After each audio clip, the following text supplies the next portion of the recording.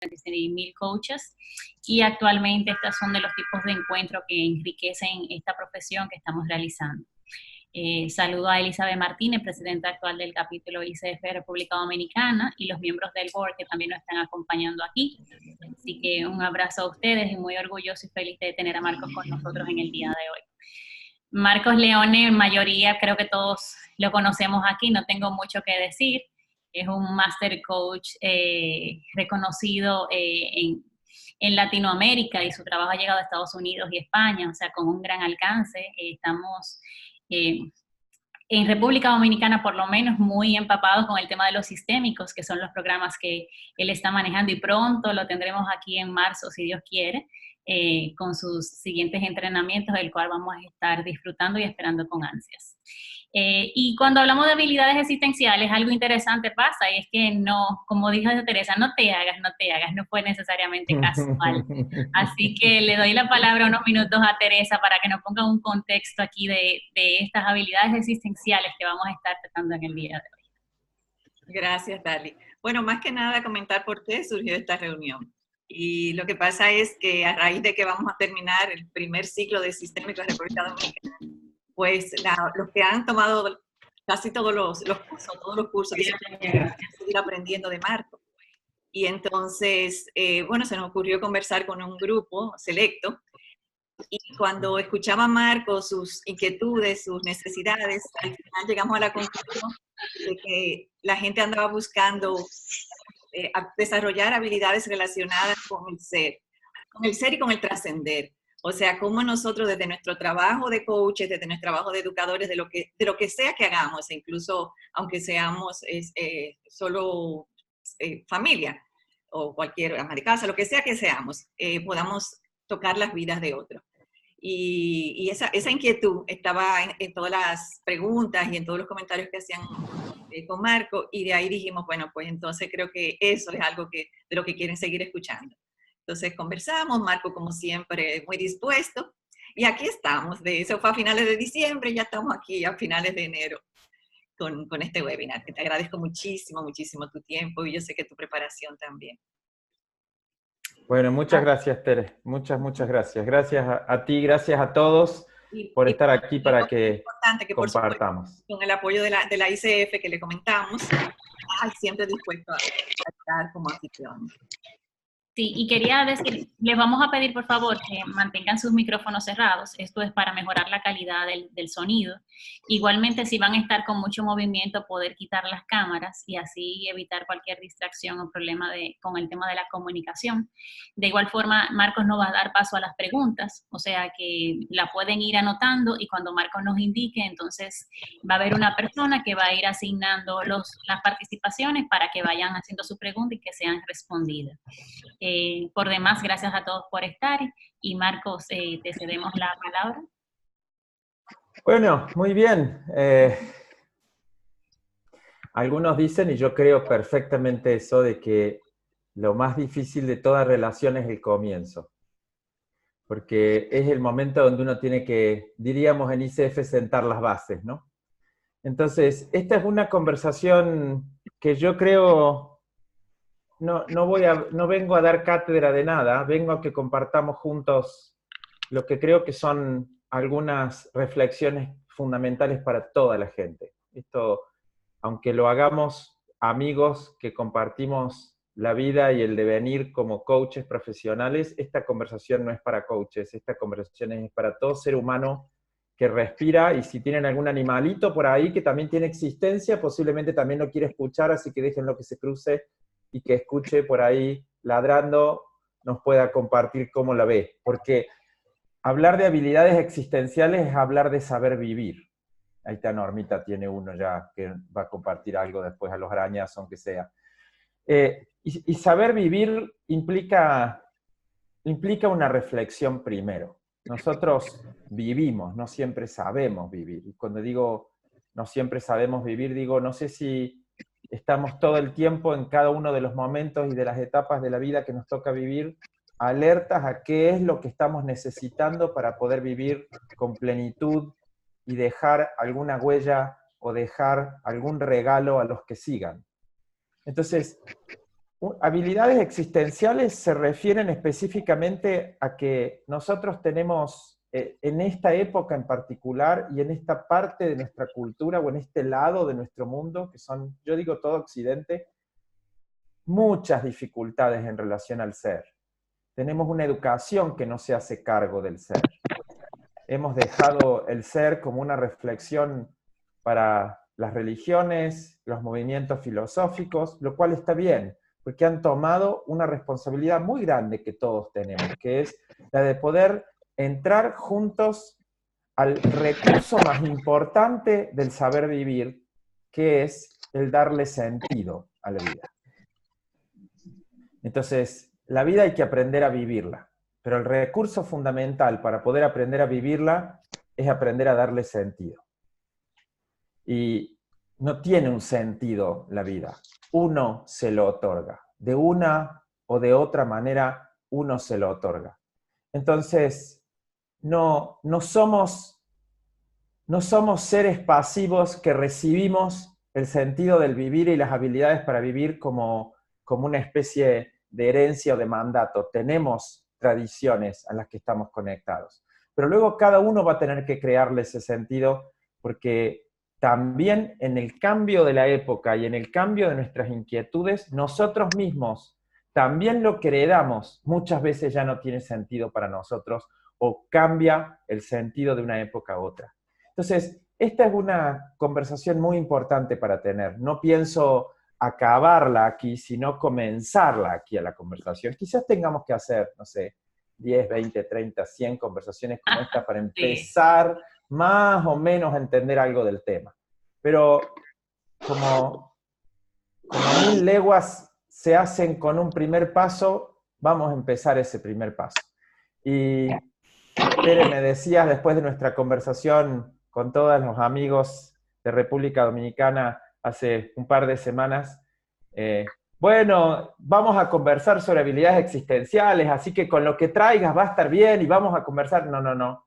Yo soy un señor de PowerPoint, tú lo sabes, así que yo he tenido que sentarme a ver para dónde va a ir esta conversación y armar algún tipo de lámina con eso. Así que le voy a compartir primero hacia dónde me estuve yendo desde que decidimos que íbamos a hacer esta conversación juntos. Así que primero me dicen si logran ver, espero que sí, ¿se ve? Sí, se está viendo.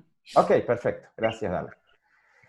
Entonces, vamos a empezar juntos una conversación y en el medio de esta conversación, por momentos, si quieren, yo voy a ir parando para que si tienen preguntas las podamos ir haciendo. Si no hay preguntas por ahí, voy a dedicar un tiempo al final para que podamos compartir las preguntas o las reflexiones. No tienen por qué ser preguntas, pueden ser reflexiones, inclusive maneras de mirar que enriquezcan esta conversación o lo hagan de alguna manera más grande, ¿no? Así que bienvenida a toda inquietud, pregunta y compartir. Vamos a construir esta conversación entre todos.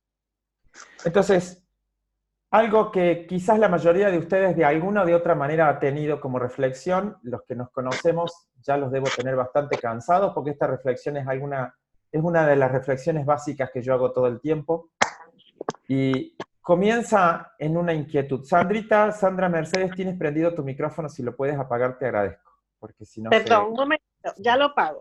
Gracias corazón, muchas gracias. Nosotros tenemos como 3 contextos o 3 dominios para poder leer nuestra existencia como seres humanos. Tenemos el dominio del ser, el dominio o el contexto del hacer, y ahí entran todas nuestras capacidades y nuestras habilidades, y entonces tenemos como contexto y como dominio el tener. Si ustedes se fijan van a ver que nosotros muchas veces, y en el devenir yo creo que de la urgencia de nuestros últimos años, en donde de alguna manera nos ha ganado la ansiedad por producir resultados, estamos muy focalizados en el tener y evaluamos nuestra vida a través del tener. También la evaluamos negativamente a través de lo que decimos que deberíamos tener y no tenemos. Entonces, el tener es fundamental porque es parte de aquello que nosotros logramos distinguir sobre nuestro hacer. Nuestro hacer, nuestras acciones, nuestras habilidades nos llevan a emprender determinada calidad de prácticas que nos llevan a tener o no tener determinados resultados. Entonces el tener se desprende del hacer. Y el hacer se desprende del ser, de las interpretaciones y maneras particulares que tenemos de mirarnos a nosotros mismos, a los demás, y a la vida como existencia en sí. Y quizás una de las grandes dificultades de esta época es que nosotros hemos perdido o todavía no hemos desarrollado o instalado una educación que se haga particularmente cargo del ser. Al no tener una educación que se haga cargo del ser, nosotros tenemos demasiada pretensión de encontrar la receta sobre cómo se hace para llegar a tener y demasiado movimiento hacia alcanzar resultados específicos, y entonces creemos que cuando vamos a tener esos resultados o los vamos a alcanzar, vamos a llegar a ser todo eso que hubiéramos querido ser siempre en la vida. Nosotros hemos fallado y tenemos una deuda grande, sobre todo con nuestros hijos, con nuestros adolescentes y con los jóvenes en general. Tenemos una deuda grande porque nuestros jóvenes y nuestros niños aprenden a ser a través de lo que ellos ven que nosotros somos entre nosotros y con nosotros mismos. Ellos imitan nuestro contexto emocional, nuestras maneras particulares de relacionarnos entre nosotros y también con nosotros mismos, con lo cual asumen el ser a través de lo que ven de nuestro ser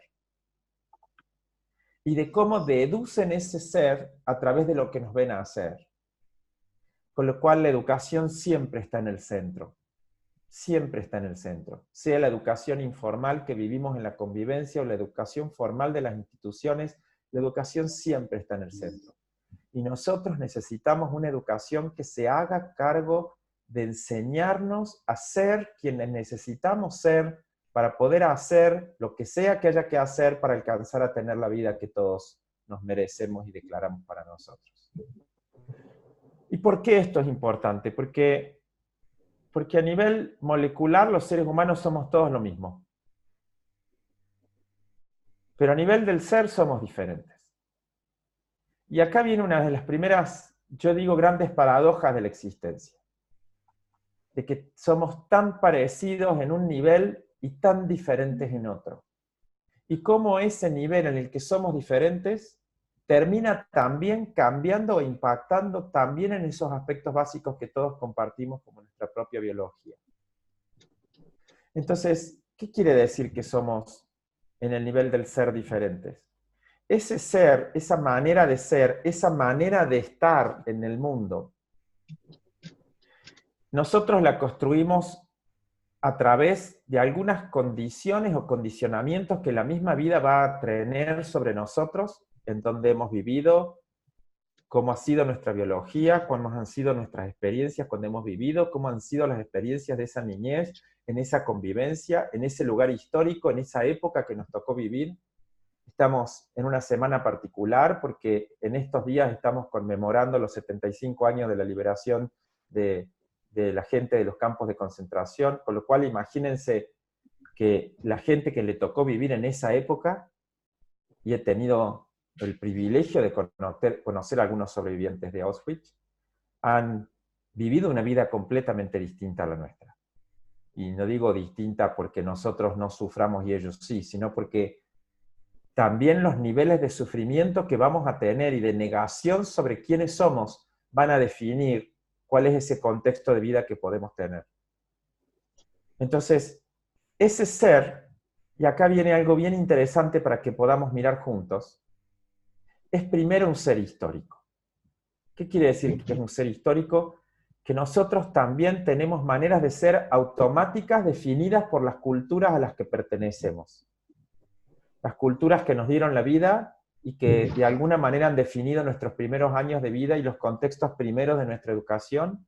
Y también la cultura a la que pertenecemos hoy, que posiblemente no sea la misma, las épocas cambian, uno también migra, muchos de ustedes serán migrantes de su país de origen o de su tierra madre y habrán incorporado otras culturas y otras maneras de ser en donde sea que vivan hoy, o lo habrán hecho en algún momento, o tendrán gente cercana que lo ha hecho.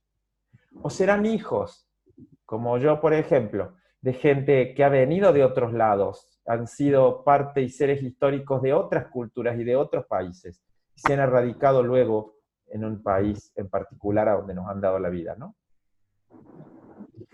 ¿qué significa que somos seres históricos? Que ese momento histórico en el que estamos y del cual venimos va a definir nuestras primeras maneras de ser de relación con la vida.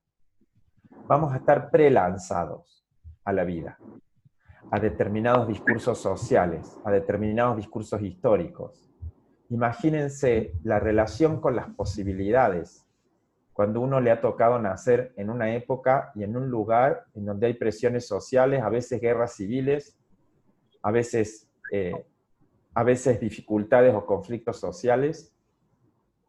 Fíjense qué ocurre cuando uno está prelanzado a un mundo en donde no hay lo suficiente para comer o para vivir, o cuando uno ha sido prelanzado a un mundo en donde la abundancia económica, la abundancia material o a veces la relacional es el sentido común de su vivir. Entonces, ese estar prelanzado no nos determina, no nos termina de condicionar, pero sí nos impulsa en una determinada dirección. Estar impulsados a una determinada dirección también es común para todos los seres humanos. Todos estamos lanzados en determinadas direcciones a partir de los momentos históricos y de los lugares particulares a los cuales pertenecemos. Pero eso no significa que no podemos cambiar. Significa que para poder cambiar, primero tenemos que poder reconocer ese ser histórico que somos, y desde ese ser histórico reconocer cuáles son los sentidos culturales que para mí funcionan en automático en mi manera de interpretar. Porque cuando puedo mirar cómo interpreto la vida y en qué discursos históricos y sociales yo vivo, puedo reconocer a qué soy ciego. Y los seres humanos somos ciegos todos. Todos compartimos una forma de ceguera. ¿Hay algún micrófono abierto por ahí? No sé si pueden chequear para que, si es alguien que quiere hacer alguna pregunta, por favor lo diga. Maximiliano, por favor, si pudieras apagar tu micrófono. Gracias, Darle. Entonces, parte fundamental de este impulso de ser seres históricos va a significar que tenemos que aprender a reconocer que vivimos en interpretaciones automáticas sobre quiénes somos y sobre qué es y no es posible para cada uno de nosotros. Y esas interpretaciones automáticas están dadas por esos discursos históricos, culturales a los que pertenecemos. Ahora, cada vez que hacemos una interpretación, nos hacemos ciegos a todo aquello que está fuera de ese discurso y de esa interpretación. Con lo cual, parte fundamental de expandir nuestro ser va a ser aprender a intervenir, a romper esa ceguera, a cultivar maneras de ser, maneras de sentir, sensibilidades particulares, no solamente a mi historicidad, sino también a mi futuro. A aquello que traemos conjuntamente como seres sociales que somos.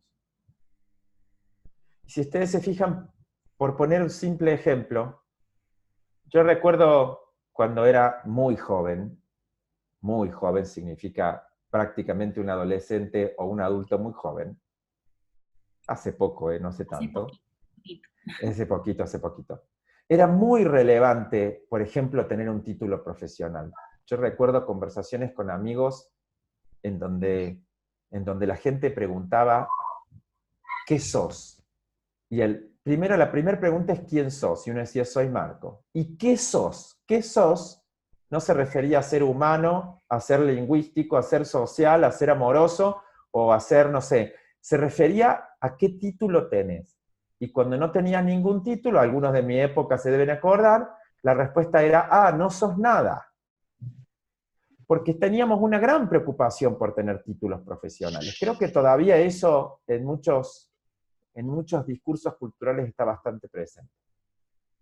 Ahora, si ustedes se fijan, hay uno de esos aspectos de nuestros discursos históricos están cambiando mucho en esta época. De hecho, nuestros hijos no tienen las pretensiones de títulos profesionales como las teníamos nosotros, o no por lo menos con la misma fuerza. Porque hoy somos mucho más conscientes de que el foco de la existencia se orienta a darle sentido a la vida a través de crear valor. Y no solamente vamos a crear valor teniendo o no teniendo un título profesional. Antes parecía que eso era la respuesta para toda creación de valor. Hoy sabemos que eso no es exactamente así, por lo menos ya no en esta época. que tenemos que crear valor haciéndonos cargo y teniendo conciencia de las preocupaciones que nos embargan. Terminamos viviendo, siendo, armando una manera de ser alrededor de aquello que nos inquieta. Y tenemos inquietudes como comunidad humana. La inquietud que tenemos hoy sobre nuestro planeta y sobre nuestro estar vivos y vivir en el bienestar, a través también de vivir en un planeta limpio y sano, hoy son más relevantes que hace 30, 40 años atrás. Porque como comunidad somos las interpretaciones y entonces las preocupaciones en las que vivimos. Entonces, entrar a hablar de la existencia es entrar a hablar del saber vivir.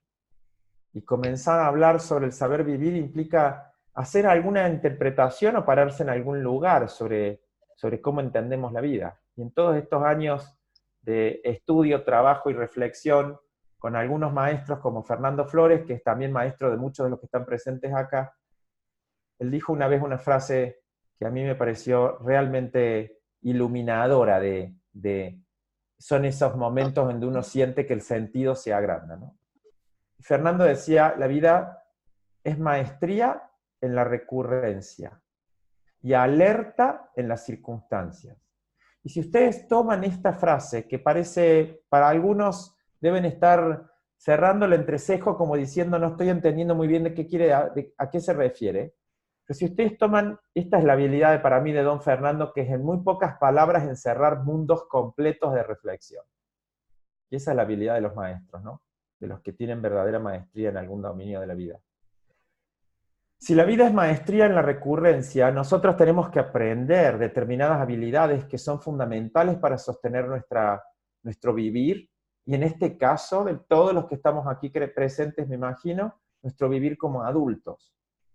Porque la adultez no se refiere a la edad que tenemos, sino que es un juicio sobre las habilidades que tenemos para vivir, sobre la capacidad que tenemos para poder desarrollar ciertas habilidades y hacernos cargo de ciertas maneras de ser que son fundamentales para poder atravesar circunstancias cuando se presentan en forma inesperada y también para anticiparnos a ciertos eventos que pueden ocurrir y entonces crear posibilidades en esa sensibilidad sobre el futuro. Entonces la vida es maestría en la recurrencia. Hay gente que no tiene recurrencia en aquello que debería sostener como manera de ser. Y alerta en las circunstancias. Hay gente que no sabe hacer juicios sobre lo que ocurre. O por ejemplo, peor aún, están tan desilusionados y cansados de, por ejemplo, los medios de comunicación que deciden no leer diarios y no ver televisión. Y entonces pareciera que así estoy como más inmune a todo el manejo y la manipulación colectiva que muchas veces existe en los medios sociales, en las políticas, en las culturas en general. Creo que todos hemos tenido experiencias sobre eso. Pero nosotros necesitamos tener la información de lo que ocurre, porque el mundo cambia todo el tiempo. Y hay determinada cantidad de circunstancias que si uno no está alerta a tiempo, puede llegar tarde a poder intervenir o a quizás poder hacer alguna propuesta de valor con ciertas circunstancias. Entonces, y no estoy hablando solamente de circunstancias negativas. Imagínense que la gente que pudo distinguir, por ejemplo, o encontrar en los momentos hace 20 o 30 años atrás, cuando empezamos a ponernos bien serios en la invención de la computadora y luego del Internet, la gente que vio que eso iba a ser un mundo natural y normal para todos nosotros y que todos íbamos a disponer de poder tener medios de comunicación absolutamente automáticos y íbamos a tener el contacto de comunicación entre nosotros a través de la tecnología en forma automática, esa gente armó empresas enormes. El que vio que ese mundo se venía pudo intervenir y crear en el alerta de esa circunstancia una propuesta, un proyecto, una oferta que el resto que no lo vio y a quien fue ciego se le pasó. Entonces, para poder entrar a hablar de habilidades existenciales, yo voy a hacerles algunas invitaciones. Y una invitación es que para poder hablar de habilidades existenciales necesitamos hacer juicios en dos dominios particulares de la existencia nuestra, que es la apertura o la contribución que todos somos a transformar esta vida y a transformar este mundo y los mundos en los que vivimos para crear mayores posibilidades para los que vienen. Y entonces, en ese servicio a la transformación presente y también a la transformación futura, viene el dejar un legado, la orientación a dejar huella. Y todo eso tiene que ver o se va a relacionar con la existencia en sí. Pero para poder entrar en esta conversación de dejar un legado, de ponerse al servicio de la transformación, tenemos que hacernos cargo de que la vida es incertidumbre. Que la incertidumbre es parte de la condición humana porque en sí la incertidumbre es parte de la vida. La vida es incierta. No sabemos hacia dónde nos vamos a mover, no sabemos cuáles son la cantidad de decisiones que estamos tomando cada uno en su lugar y las sociedades, los países, cada uno desde su lugar, que están de alguna manera armando el mapa de lo próximo que se viene. Nosotros no tenemos una conciencia plena de hacia dónde se mueve la vida. Podemos tener ciertas luces, podemos tener ciertas sospechas, ciertas sensibilidades, y parte de eso es fundamental desarrollar para poder entrar luego a diseñarlo al futuro. Pero para eso uno tiene que poder hacerse muy amigo de la incertidumbre.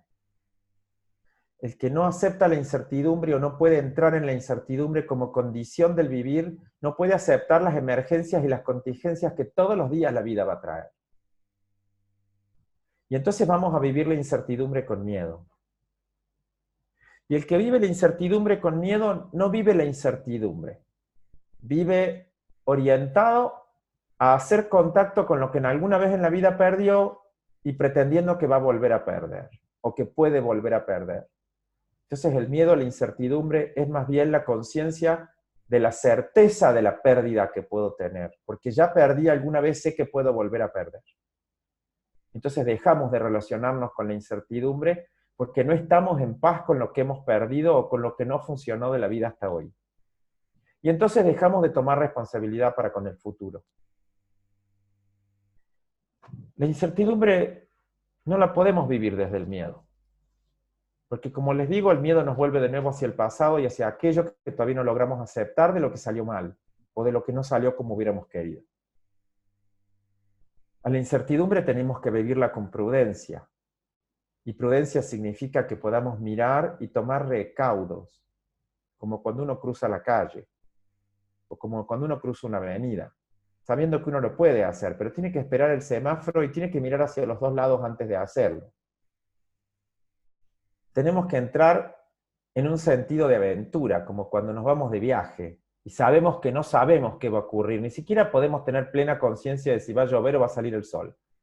Pero tenemos algunas sospechas de qué puede ocurrir. Y después vamos diseñando la vida día a día en el camino de ir viviéndola.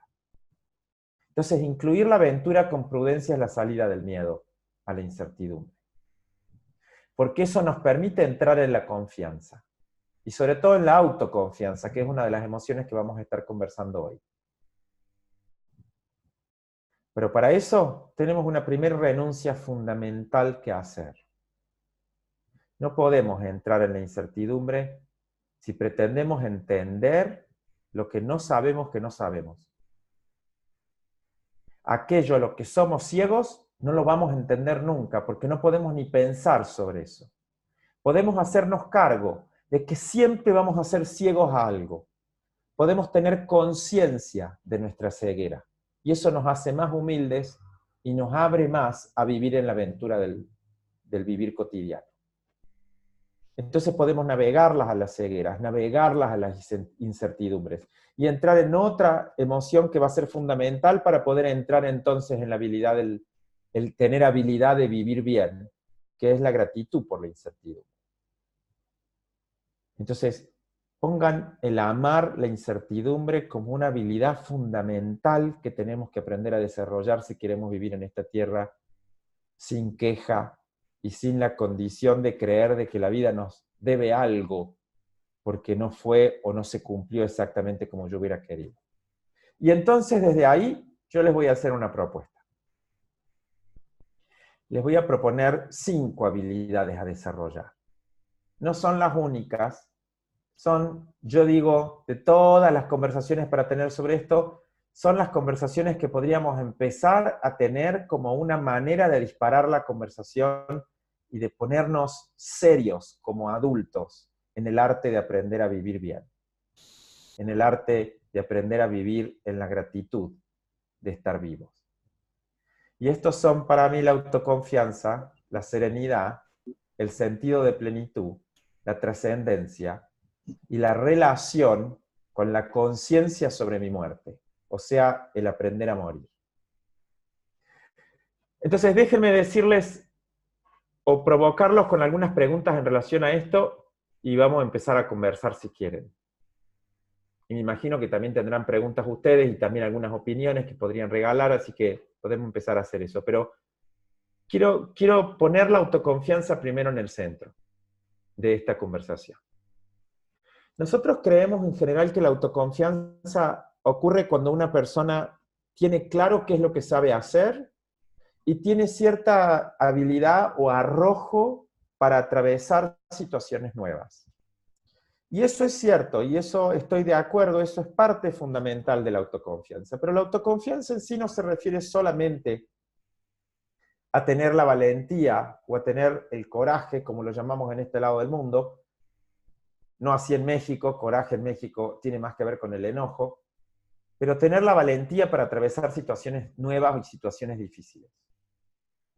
La autoconfianza tiene más que ver con hacerse cargo de cuáles son mis límites, con lo cual se va a conectar con mi conciencia sobre la ceguera y con mi conciencia sobre la humildad. La gente con autoconfianza es gente humilde, sabe qué es lo que sí puede y sabe hacer, y sabe qué es lo que no sabe hacer, y entonces debería pedir. Entonces, yo quiero hacerles o invitarlos a que nos hagamos juntos 4 preguntas. ¿Qué es lo que puedo hacer? ¿Y qué es lo que no puedo hacer hoy, como adulto, en mi vida? Todas estas son preguntas fundamentales para poder empezar a hacer juicios sobre mi autoconfianza. ¿Qué es lo que yo debo hacer, sepa o no sepa hacerlo, pueda o no pueda, pero que debo hacer y no puedo delegar? Les voy a poner un ejemplo de esto. Mi salud, por ejemplo, es algo de lo que yo me tengo que hacer cargo si yo quiero llevar a mi vida al mayor nivel de bienestar y de posibilidad de generar valor para mí y para otros. Porque sin cuerpo, sin biología y sin cierto mínimo bienestar biológico no podemos vivir. Sin nuestra biología la vida se termina, por lo menos como experiencia de posibilidad, como la conocemos. Entonces, yo no puedo delegarle a otro, mira, hoy no tengo tiempo, así que te voy a pedir que vayas al médico por mí, querida Tere, que siempre estás tan disponible, te vas a hacer todos los estudios que me toca hacer yo, pero te los vas a hacer tú, y después me cuentas cómo te dieron. No puedo hacer eso yo no lo puedo delegar. Entonces, aquello de lo que yo debo hacer y no puedo delegar, es fundamental que lo pueda evaluar para poder ponerlo primero en la lista, y entonces poder generar una relación de autoconfianza con lo que se viene. Eso implica entonces saber qué es lo que no sé hacer y requiero aprender. Y para eso voy a tener que pedir y dar autoridad a otro para que me enseñe. Y por último, ¿qué puedo delegar o qué puedo pedir a otros que hagan por mí? Yo no sé ustedes, yo no soy exactamente muy bueno para las finanzas, con lo cual todo eso que tiene que ver con poder empezar a ponerme como adulto de alguna manera serio con todo el manejo del dinero y también el manejo financiero del dinero, las posibilidades que ocurren a través del generar y del tener dinero. Eso, si yo no lo sé hacer, yo sí puedo delegar a otro y contratar a un profesional para que me ayude a hacerlo. Pero también cuando estoy contratando a otro para que haga por mí algo que me pertenece a mí, yo estoy haciéndome responsable de generar una relación de confianza con eso. Así que también el delegar es parte fundamental de la autoconfianza. Se los digo por si tienen algún amigo con ciertas dificultades para delegar. Tener ciertas dificultades para delegar y pretender querer hacerlo todo y saberlo todo implica no aceptar que uno tiene límites. Y el que no puede aceptar sus límites nunca va a poder generar autoconfianza. Y sin autoconfianza no podemos desarrollar habilidades existenciales. Porque la autoconfianza nos va a llevar al sentido de la plenitud. ¿Qué es el sentido de plenitud? Y no sé qué edad tendrán los que están aquí, pero la vida la podríamos definir como una vida en etapas. No solamente hay momentos históricos que definen nuestro vivir o épocas, también nuestros momentos históricos son biológicos. Entonces, en la niñez tenemos necesidades, tenemos habilidades y tenemos sentires que no son los mismos que en la adolescencia. Y en la adultez joven, o los jóvenes, ya adultos, pero jóvenes, tienen pretensiones, inquietudes y necesidades que no son necesariamente las mismas que un adulto, vamos a decir así, más maduro. Y una persona que ya entró, digamos, vamos a decir así, ya atravesó la adultez y entró a ser un adulto, no sé cómo lo llamarán en cada cultura, podríamos llamarlo un adulto mayor. Me gusta la palabra de mayor en el sentido de que tiene más experiencia que nosotros para enseñarnos y mostrarnos algo sobre el vivir. En ese sentido hay culturas que son tremendamente respetuosas de sus ancianos. Y hay otras que los descartan, tienen todo el foco puesto en la juventud y entonces consideran que la juventud es lo mejor que tiene la vida humana y entonces en ese momento pareciera que cuando se termina la juventud se termina toda posibilidad de plenitud o de desarrollo. Y eso no es necesariamente así. Nunca podemos ser los que más sabemos si somos los que menos tiempo en esta tierra hemos caminado. Así que hay distintos dominios, distintas áreas. Hay un libro maravilloso para los que no lo conocen, que los voy a invitar a que lean, del doctor Fernando Flores, que es un libro específico sobre acciones y coordinaciones de acciones. Uno de los primeros libros que él hizo cuando entró a combinar la relación de la filosofía con el vivir cotidiano. Y en esa coordinación y coordinaciones de acciones que él plantea en su reflexión en su libro, hay un capítulo particular que él dedica a los dominios de la adultez, que yo voy a ponerlos muy, muy simple como para poder orientar hacia dónde se mueve la plenitud. Y plenitud en la adultez significa que de los dominios de los que tenemos o de las áreas de la vida de los que como adultos tenemos que hacernos cargo, nos tenemos que hacer cargo de todos. Plenitud significa que yo no puedo ser excelente en el trabajo y tener una relación desastrosa con mi biología, con mi cuerpo, con mi bienestar. Que yo no puedo ser excelente padre, pero no generar el dinero suficiente para poder darle a mi familia lo que necesita para desarrollarse como se lo merecen. Entonces, plenitud significa que nosotros, dentro de las grandes reflexiones que podemos hacer sobre nosotros, tenemos tres grandes reflexiones para hacer.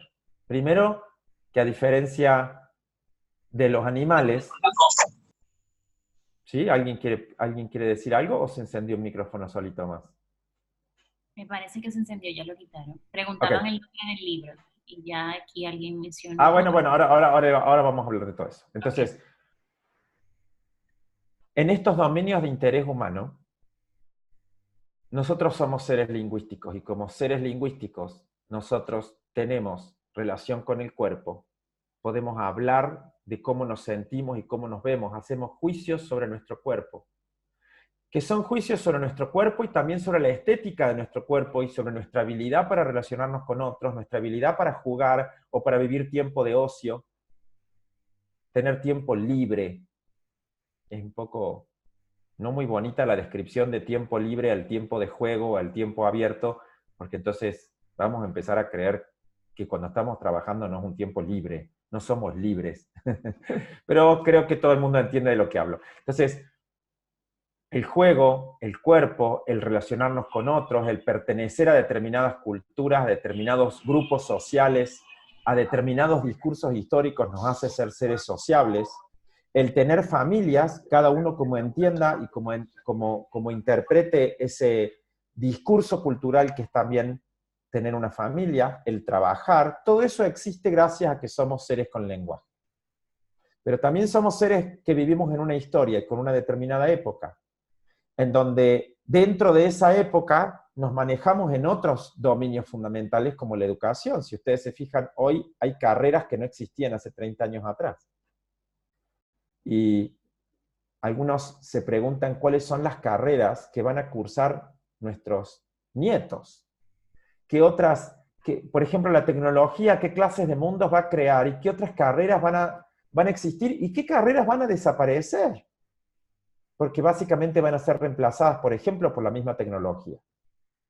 Entonces la educación, el poder darle un sentido a mi accionar y a mi ofrecerle algo al mundo con una carrera, la relación con el dinero, la relación con la pertenencia, el sentir que uno pertenece a determinados grupos, y este se conecta con la sociabilidad de la que hablábamos antes, y que pertenece a determinados mundos. Por ejemplo, la gente que elige una carrera dentro del coaching está dentro del mundo de la gente que se dedica a la educación, pero la gente que elija como carrera la medicina está dentro del mundo de la gente que no solamente va a ir por la educación, sino también que se va a dedicar, por ejemplo, a la salud. Entonces, esa pertenencia va a estar relacionada con este momento histórico que me toca vivir. Y luego viene, si ustedes me preguntan a mí, lo que creo que se relaciona mucho más aún con lo que vamos a llamar habilidades existenciales. Todas en todos los dominios tienen habilidades existenciales, pero la habilidad existencial por excelencia, y esto conecta entonces con la incertidumbre que hablábamos hace un rato, va a relacionarse con 3 aspectos. Y todos esos tienen que ver con la forma en que yo interpreto mi relación conmigo mismo y mi relación con el estar vivo. Uno de ellos es la dignidad, y una persona que siente que tiene dignidad, a una persona que siente que no tiene dignidad en el amor, en el afecto, en el trabajo, en su relación con su salud, en su relación social con el lugar en donde vive, que siente que puede ser escuchado o se siente oprimido. La dignidad va a estar en el centro de la relación que uno tenga con uno mismo y con la forma en que va a poder de alguna manera llevar adelante su propia existencia. Las lecturas que uno hace sobre las situaciones que le tocan vivir. Entonces, un dominio fundamental son cuáles son las situaciones que nos tocan vivir, que nos han tocado y que nos tocan, algunos personales y otros como cultura y como momento histórico. ¿Y qué interpretación nosotros creamos? ¿Qué relación nosotros creamos con esas situaciones? Y entonces desde ahí, nuestra relación con la espiritualidad. Y no estoy hablando de discursos espirituales. Estoy hablando de la espiritualidad a través de una condición fundamental que no implica ninguna creencia, sino el reconocimiento de un aspecto fundamental de esta existencia. Y es que esta vida va a continuar sin mí. Que en algún momento yo voy a desaparecer, o por lo menos en la muerte me voy a ir, qué sé yo a dónde, no sé si a otro lugar, no sé si la vida continúa, pueden creer lo que quieran, no me refiero a espiritualidad a través de qué pasa después de la vida, sino me refiero a qué ocurre como legado mío en los que se quedan cuando yo ya no estoy. Entonces, ser una persona espiritual no tiene que ver solo con creer si hay vida después de la muerte. Ser una persona espiritual tiene mucho más que ver con decidir qué mundo va a ocurrir cuando yo ya no esté a través de lo que yo he dejado como aporte. Entonces, cada uno de nosotros morirá, mientras que el mundo con otras personas y en otros tiempos posteriores va a seguir sin nosotros. La trascendencia incluye el ayudar a otros a hacerse cargo de los intereses que ellos son en su mundo y con su gente. Miren cuántos de los que están en el coaching o en cualquier forma de educación y de apoyo a las posibilidades y al desarrollo de la humanidad y de las personas están en una relación existencial con la vida.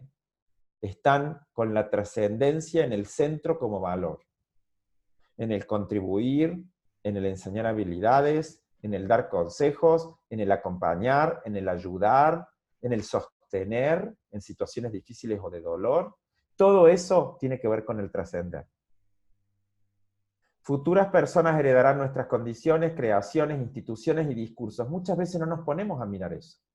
No nos ponemos a ver que lo que nosotros dejamos como herencia no tiene que ver con cuánto dinero le dejamos a nuestros hijos y si van a tener una casa o un auto después que nosotros ya no estemos. Tiene que ver con que ellos van a vivir en las interpretaciones que nosotros hayamos hecho sobre la vida. Tiene que ver con que ellos van a vivir en los discursos que nosotros hayamos aprendido sobre nosotros o en sus discursos opuestos, que es una forma de empujarlos también hacia algún lugar. Entonces la pregunta es, si en aquellos esas condiciones de discursos, esas creaciones que yo estoy haciendo con mi vida hoy, están orientadas a servir a la vida en todas sus manifestaciones. Si lo que yo estoy dejando como legado hacia otros es una forma de servir a la vida. Entonces, esa trascendencia que va a ir acompañada como dominio por la carrera, por el trabajo y por la dignidad, para mí se resume en 2 palabras o en 2 preguntas. ¿Qué mundo quiero dejar a los que vengan luego? Y también, ¿qué hijos quiero dejarle al mundo que venga? Porque también todos, como adultos, somos reflejo y le enseñamos algo a otros. No hace falta tener hijos para ser uno el que de alguna manera impacte en el mundo. Uno impacta en el mundo porque somos seres sociales y nos conectamos todos con todos todo el tiempo. Y muchos de ustedes podrán reconocer el impacto maravilloso y a veces doloroso que han tenido muchas personas fuera de su familia en la vida de ustedes o en la vida propia, también desde la niñez hasta hoy. Maestros, amigos, profesores, entrenadores, y qué sé yo, cuánta gente más que no son directamente de vínculo familiar y que de todas formas han aportado o han dado algún sentido a nuestra trascendencia. Y de ahí yo creo la habilidad fundamental para poder entrar en serio a distinguir la vida, que es el aprender a morir. Y aprender a morir es algo que nosotros como cultura occidental no cultivamos. Y quiero decirlo así de directo. Nosotros no sabemos sobre el morir, porque creemos que somos supersticiosos, creemos que hablar sobre el morir nos va a acercar a la muerte y queremos estar cerca de la vida, no cerca de la muerte. Y entonces no nos damos cuenta de que estar en paz con la muerte es estar en paz con la vida, y no estar en paz con la muerte es no estar en paz con la vida, es estar en negación o a veces en ceguera de lo único que tenemos garantizado en esta vida, porque esta vida es una vida sin garantías, salvo una garantía, de que nos vamos a morir. Lo que sea que la muerte signifique, pero vamos a pasar todos por ella. Entonces, como recta final de esta conversación, así podemos empezar a compartir entre todos, una habilidad fundamental de nuestra existencia es aprender a cultivar la serenidad. Porque si la vida es un misterio y lo que necesitamos es coraje o valentía para vivirla como una aventura y tomar las precauciones necesarias para vivir esa aventura, entonces nosotros necesitamos cultivar la serenidad. Si ustedes miran algunas tradiciones milenarias, todas, Oriente y Occidente, tienen tradiciones milenarias de prácticas que se orientan al cultivo de la serenidad. La oración, la meditación, el silencio, la contemplación y miles de maneras automáticas que tenemos desarrolladas. A veces las hemos cultivado, a veces algunas las hemos perdido y después con el tiempo las retomamos. Pero quiero que se imaginen esto. Lo opuesto a la serenidad es la ansiedad. Entonces, mientras más cultivemos la serenidad, menos ansiolíticos necesitamos. Porque la ansiedad ocurre porque la vida se mueve y nosotros hacemos interpretaciones de pérdida y la incertidumbre nos da miedo. Entonces ese mismo miedo a no controlar y a no saber es lo que nos pone en la ansiedad y no nos deja entrar en la serenidad. No tenemos idea de qué es el mundo. Nosotros vivimos el mundo como si el mundo fuera una colección de objetos. Y el mundo es un espacio de poder, es un espacio que tiene fuerzas y es un espacio que tiene historia. Dentro de ese poder, de esas fuerzas y de esa historia es que uno crea una identidad. Y nosotros tenemos que aprender a mirar el poder del mundo, las fuerzas conectadas y la historia de este mundo, y las historias de estos mundos, con alegría, no con miedo. Vivir el espacio misterioso que es la vida, para poder entrar en un mundo emocional que nos permita mirar ese misterio con alegría y con gratitud. Y entonces aprender a conversar dentro de él. prudencia y valentía. Prudencia para los momentos de paz y coraje o valentía para los momentos de peligro. Esta es una habilidad fundamental para poder existir en una existencia que para nosotros es indiscutiblemente incierta. Y como les decía antes, amor a la incertidumbre. En vez de tener ansiedad por el control y por predecir la vida cómo va a ser y que me garanticen lo que va a ocurrir y si no me enojo, la adicción al conocer, al pretender que vamos a saber cómo la vida es lo que convierte la vida en un problema y no en una aventura. La incertidumbre está vinculada al misterio, a los límites de lo que está más allá de ninguna explicación que podamos hacer. Y parte del problema que tenemos, por el cual no podemos entrar a la incertidumbre, es que somos ignorantes de lo que deberíamos no ser ignorantes. Nos faltan habilidades que son fundamentales para la época que ya hemos llegado a tener. Y entonces, en el miedo nos ponemos adictos al control. Entonces, ¿a qué los quiero invitar? Los quiero invitar a crear un valor fundamental, que el valor fundamental sea el prestigio. Y el prestigio significa que los seres humanos... ¿Alguien está dibujando o soy yo que se dibuja solo esto? El prestigio es... No sé, no estoy tocando nada, pero se está dibujando, así que vamos a dejar el dibujo a ver a dónde nos lleva. Lo más importante son los valores y el reconocimiento de los logros que podamos hacer, pero sobre todo el prestigio se va a crear a través de crear una identidad de ser impecable en el cumplimiento de los compromisos que hacemos. Entonces, la vida es incierta, pero nosotros dentro de esa incertidumbre podemos crear una identidad de ser gente que nos vamos a enfocar en crear un resultado de valor para el mundo.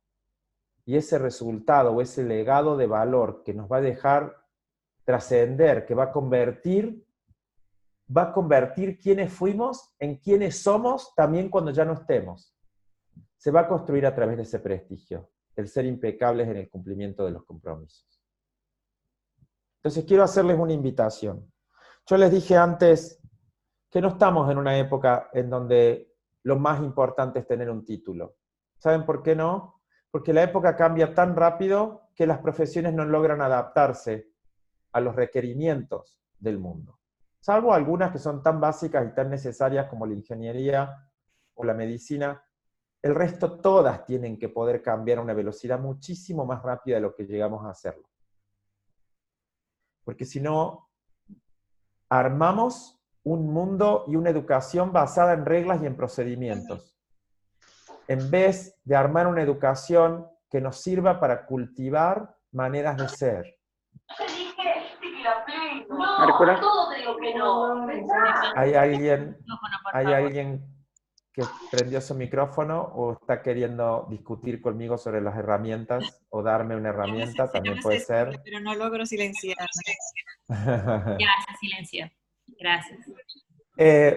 ¿Saben qué? Yo no sé ustedes, pero yo todo el tiempo escucho gente y tengo pedidos de gente diciendo yo quiero tomar un curso para que me den las herramientas que necesito para vivir o para tener lo que quiero. No. Hola, Victoria o Luz, no sé, hay alguien ahí hablando. Me sale como Victoria o como Luz. Sí, Victoria, ya. Gracias. Ok, gracias, dale.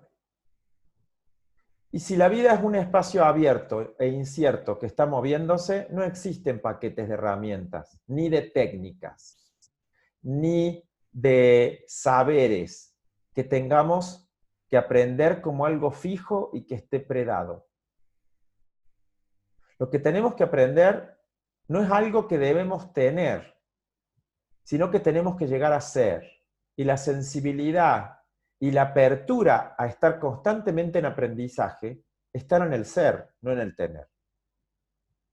Y lo que caracteriza a una persona y la diferencia de otra es el nivel de sensibilidad y de apertura al aprendizaje que tienen. El nivel de escucha, porque podemos saber escuchar, pero hay gente que escucha también lo que no se dice. y que puede escuchar contextos, y que puede escuchar no solo situaciones que todavía están presentes en la vida cotidiana y que vienen de dolores del pasado. Hay gente que también es capaz de escuchar futuro dentro de eso que el otro está compartiendo conmigo. Y esas son todas sensibilidades. Sensibilidades a lo que fue, pero sensibilidades también a lo que viene. Y entonces quiero dejarles ahora sí, en honor a todos aquellos que usan para su propia vida o que toman el coaching como una profesión para abrir caminos de posibilidades nuevas para otros y para sí mismos. Quiero hacerles una invitación a una forma de coaching que incluya el aprendizaje de la existencia, que abra a las personas a las fronteras de su ser emocional, de su ser relacional, y sobre todo que conecte la identidad que esta persona tuvo en el pasado con ese futuro que quiere crear, porque básicamente esto es el coaching. El coaching es darle a la gente, crear con el otro un acceso a su verdadera libertad. La libertad de no estar determinado por lo que fue, de poder usar su pasado y su experiencia, pasada hasta hoy, como un trampolín para saltar hacia el futuro que quiera crear. Entonces, la libertad hay que conquistarla. Es un contexto abierto para ser conquistado. Y no todos vamos a llegar, o no siempre, o no en todas las áreas. Y eso es lo que va a hacer que una vida sea diferente a la otra. Así que voy a dejar de compartir la presentación y vamos a volver a la conversación. Así que hola a todos, qué bueno verlos, algunos por ahí, veo que no se han dormido, por lo menos no todos. Y ahora quiero saber qué provoca en el sentido esta conversación hasta acá. No me interesa qué entendieron o qué no. No me interesa qué información tienen y si la tenían antes o no la tenían antes y si es información nueva o si es información vieja. Me interesa otra cosa. Me interesa qué provoca esta conversación en el sentir que tienen ahora, en este instante. Y si eso también implica una pregunta, venga la pregunta. ¿Quién quiere compartir? A ver, Darly, ¿querés tomar la valentía de dar la palabra? A ver, están escribiendo al chat aquí. Pueden levantar sus manos y nosotros... Por favor. Aquí dicen que estamos en proceso de evolución constante que nunca va a finalizar. Seguimos siendo analfabetas emocionales. Son comentarios que hacen. Me provoca seguir en el mundo del coaching y hacer conciencia. Algo más aquí que nos dicen. Abre posibilidades para hacernos cargo de la responsabilidad social que tenemos. Mencionan aquí, no estoy mencionando los nombres, Noemí, Florencia nos dice, a partir de la provocación a los coaches, me provocó la pregunta, ¿cómo lo hago? ¿Cómo lo hago qué cosa? Porque cómo lo hago es una pregunta grande. Y déjame decir algo antes de entrar más en esa pregunta. Cada vez que preguntan cómo hago tal cosa, están pidiendo una herramienta fija que al otro le sirvió y que quiero que me la dé a mí y me sirva de la misma manera que le sirvió al otro. Claro. Marcos, hola. Hola, no sé con Ali. quién hablo. Hola, Ali. Hola, Ali. Qué gusto. Mira, ya que mencionas de que si puedo decir algo, yo pienso que sería bueno que se hablara de la parte existencial, de los miedos sobre la parte profesional, de cómo nos impacta a nosotros eso y si tiene que ver sencillamente con lo que nosotros no aceptamos de la parte de la muerte.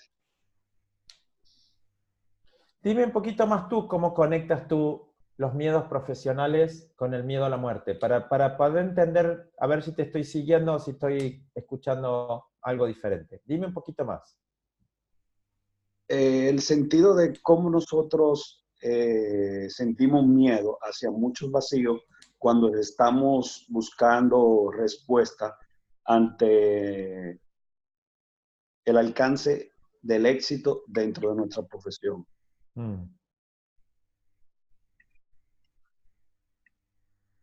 Si sentimos, sí, dime, te escucho. Si sentimos, por ejemplo, el vacío de cuando queremos alcanzar algún objetivo dentro de nuestra profesión, y si eso se relaciona directamente con el sentido de la madurez que nosotros no tenemos hacia el resultado de la muerte como ser humano.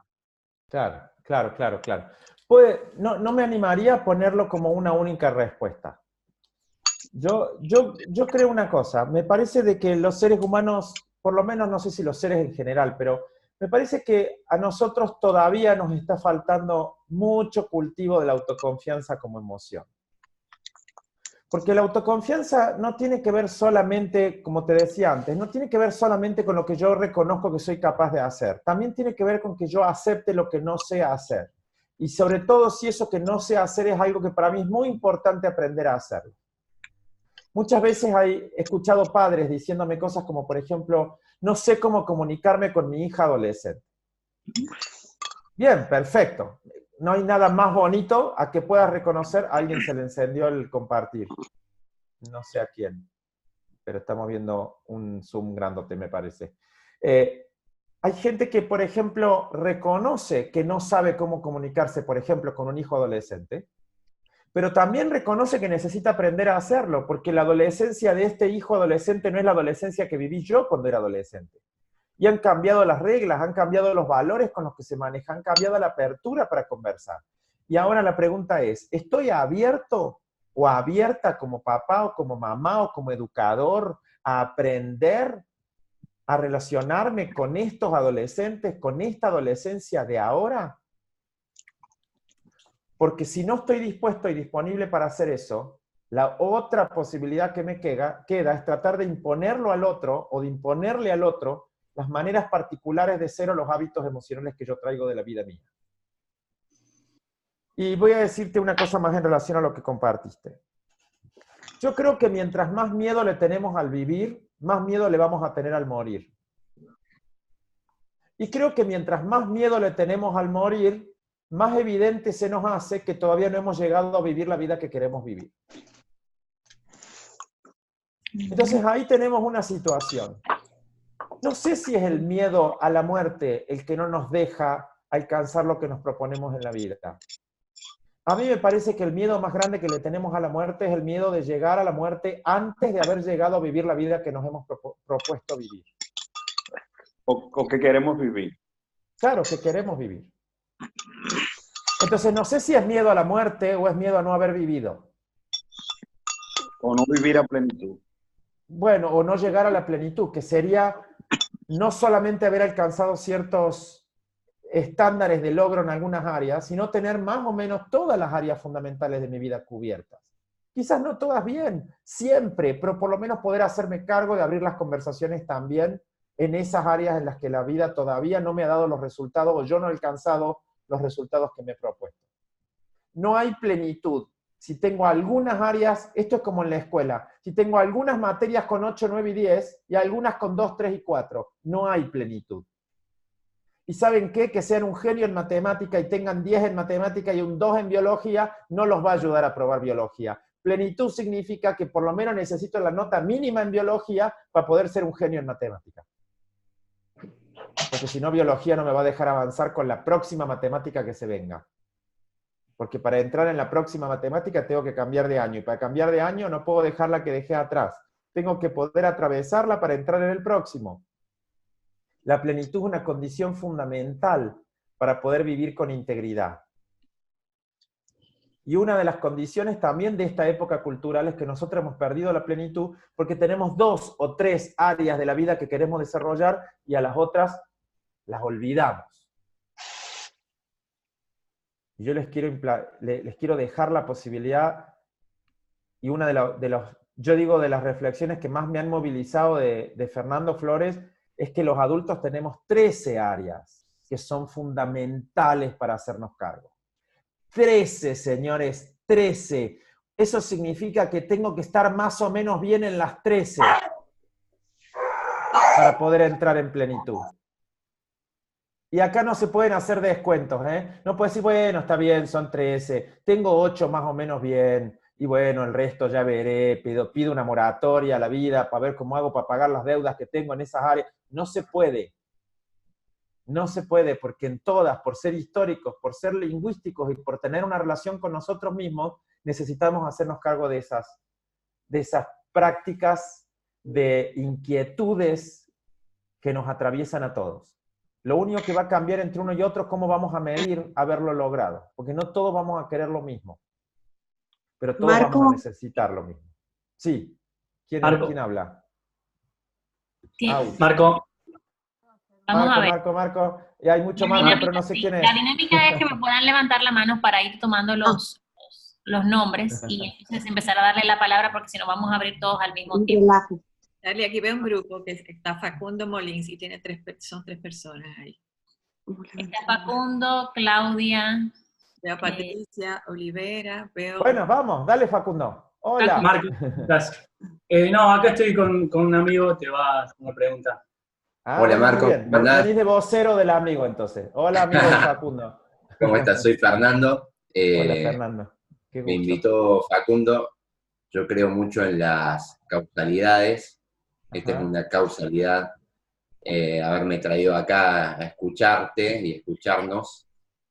Hoy mismo me enteré de algo familiar, bastante complicado, que tiene que ver con la muerte, justamente, y el no saber a dónde vamos con esto, ¿no? Y justo en esa causalidad vos hablás de que no somos seres que aprendemos a morir. Entonces, esto es impactante porque es empezar a escuchar, ¿no? Cuando Facundo me dijo, tomando un café, me dice, vamos a una charla. Si yo no lo hubiera escuchado a Facundo, yo no hubiera escuchado esto. Entonces, ¿hola? Sí, aquí estoy escuchándote. Ok.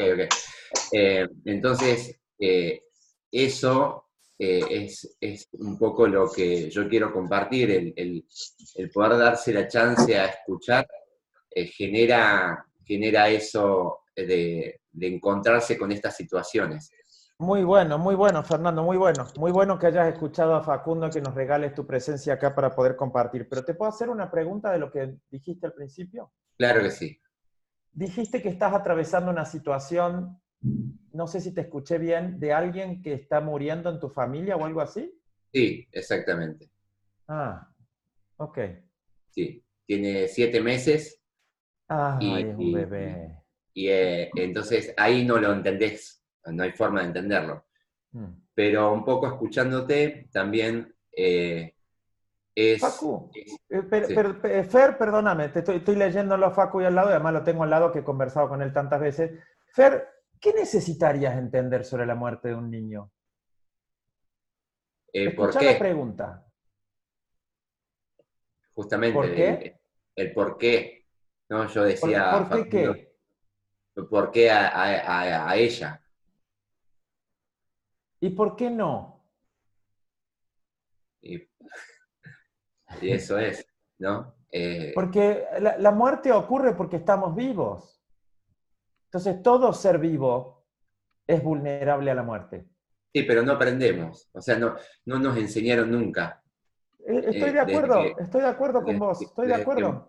Y genera enojo, genera incertidumbre, como vos bien lo dijiste, genera un montón de cosas que no nos aprendieron, no nos enseñaron a atravesar, ni hemos aprendido a atravesar. Estoy de acuerdo contigo, estoy completamente de acuerdo. Nos tocamos con una realidad extremadamente macabra.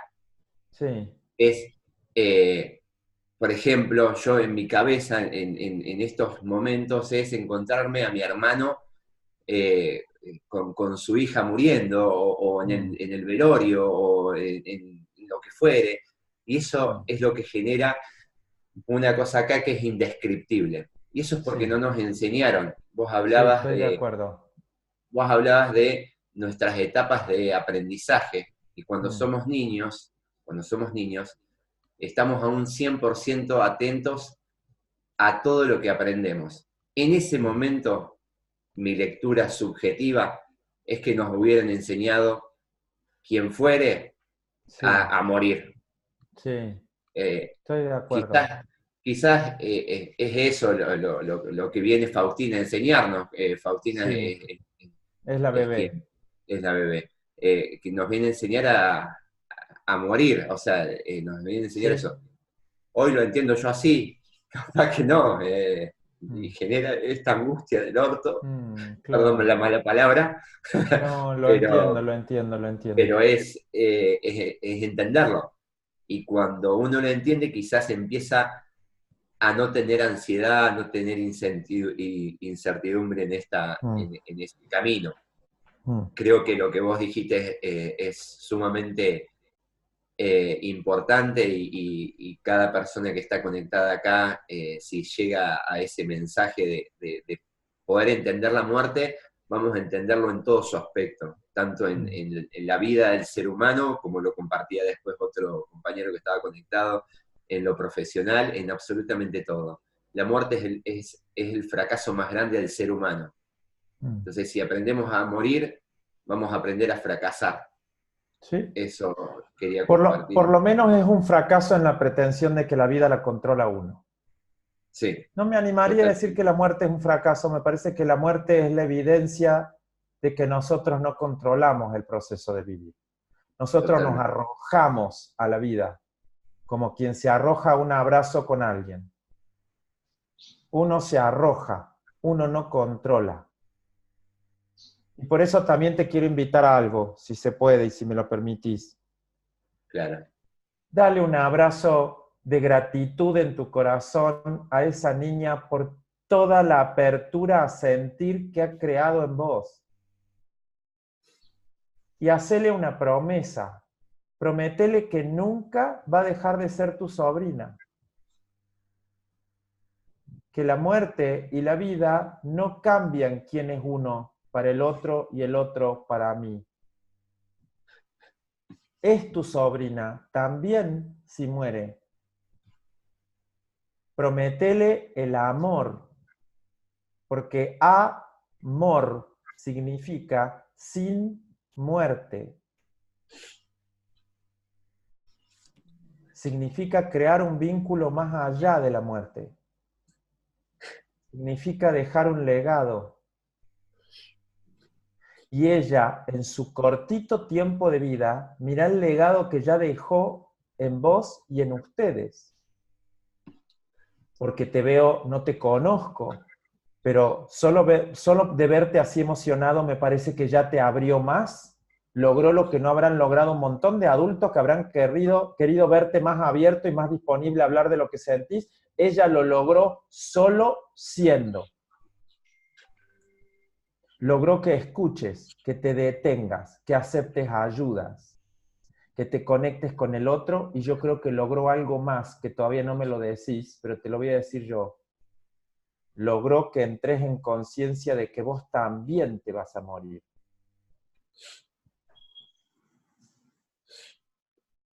Y si ella logró que vos hagas una relación de gratitud con la conciencia de que te vas a morir, ella logró de que vivas mejor. Porque ahora vas a vivir cada día. Porque si se puede morir ella, te juro que vos y yo podemos estar muertos esta noche.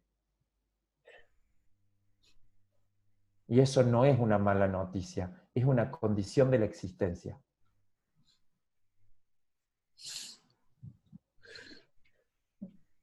Es la única verdadera democracia. Se mueren ricos, se mueren pobres, se mueren blancos, negros, lindos, feos, petizos y altos. Se mueren los que están vivos. Pero dejan de existir cuando nadie más los recuerda. Cuando ya nadie tiene conversaciones sobre ellos. Entonces la muerte no implica que alguien deja de existir. para dejar de existir, no tiene que haber más nadie recordándome, ni tomando algún aprendizaje y evocándome cada vez que lo lleva adelante. Por eso la trascendencia alarga mi vivir sin mí. Prolonga que yo siga vivo, aunque ya no esté. Prolonga mi existir. Por eso sería muy bueno que le prometas a ella que en la vida y en la muerte vos sos el tío y ella tu sobrina. Y que eso no va a cambiar. Entonces, si haces eso, podés vivir tus lágrimas en paz. Porque ahora son lágrimas de amor. No de enojo, no de impotencia y no de culpa. Porque ante la muerte de un niño lo difícil es aceptar que no es que me faltó hacer algo para que no muera. Es que no es mía. Es de la vida.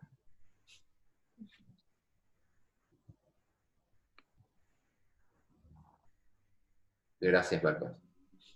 Abrazo inmenso y gracias a vos por este bellísimo compartir. Gracias por esto que nos compartes. Nos han puesto en el chat mucho agradecimiento por lo que nos acabas de compartir y también por la experiencia que tu mensaje significa para cada uno de ellos que están en situaciones similares. Así que te agradecemos enormemente esa apertura. Quiero darle la palabra a Mauricio Moreno, que nos estuvo... Hola. Gracias, Hola, amigo querido. Hola. Buenas noches a todos. Bueno, antes que nada, gracias por el espacio. Gracias, Fernando, Facu, por llevarlo a Fernando. Creo que el aprendizaje es para todos, no tan solo para Fernando. Creo que la mayoría hemos pasado por algo parecido. Yo a raíz de eso he empezado un camino no tan solo por el lado del coaching, que es por donde la vida me regaló conocerlo a Marco. He empezado a leerlo a Henry Corbera, después de haberlo leído a Fernando Flores, y una de las cosas que dice es que nada existe, que todo lo que existe es una interpretación de lo que nosotros le damos. Entonces, mi pregunta es si la muerte de un niño, en este caso, porque la pregunta iba a ser otra, pero ahora es como que me ha llamado más la atención por este lado. La muerte de un niño, de un padre o de un ser querido, o de cualquier persona, nosotros la sentimos con mucho peso y con mucho dolor, ¿es tan solo por la interpretación que nosotros le hemos dado a eso? Muy bien, parece que están abriendo camino para los próximos 12 webinars ustedes hoy. Porque para poder contestar eso nos tenemos que quedar como unas 2 horas y media más, pero te voy a contestar la parte, te voy a abrir la puerta a la contestación, Mauri. Okay. Mauri, lo que uno llora es lo que uno siente que pierde. Uno no llora la muerte del otro, porque uno no sabe si el otro está mejor, está peor, si no está, si sí está. La muerte es un misterio tan misterioso que está dentro de lo que uno no sabe que no sabe. Y lo que uno no sabe que no sabe, y la muerte es el primero que está dentro de ese espacio del vivir, uno no puede hacer juicios sobre eso. Básicamente sobre la muerte en sí no tenemos juicios, porque no sabemos qué es. No sabemos ni siquiera cómo pensarla, porque para poder pensarla habría que entrar en ella, volver y tener un webinar sobre lo que pasa después que uno se muere. Y nosotros tenemos webinars sobre la vida y todavía no la logramos abrir lo suficiente para poder aprender a vivirla. Imagínate sobre la muerte, que el que se va encima no vuelve. Los ingratos estos que se mueren y se nos van, y en vez de volver a darnos alguna idea para ver cómo vamos a hacer para vivir, ellos siguen su viaje nomás. Entonces la muerte, uno no llora en la muerte en sí, la muerte, porque uno no sabe qué es la muerte. Lo que uno llora es la pérdida que uno siente. de la experiencia corporal que tiene con el otro. Y cuando digo la experiencia corporal, digo que la muerte, al principio de la muerte de alguien que uno ama, se siente diferente que cuando pasa el tiempo. Porque cuando pasa el tiempo y uno empieza con el cuerpo a sentir que puede estar físicamente separado del otro y lo mismo lo sigue rememorando, lo sigue sintiendo como presencia en uno y en lo que aprendió, y lo puede traer a la vida y lo puede recordar, no solo como recuerdo, sino como fuerza para vivir. Entonces la muerte se vive de otra manera, porque ya no se la ve como una falta. Entonces lo que uno llora es la falta de habilidad que uno tiene para sentirlo al otro sin tocarlo.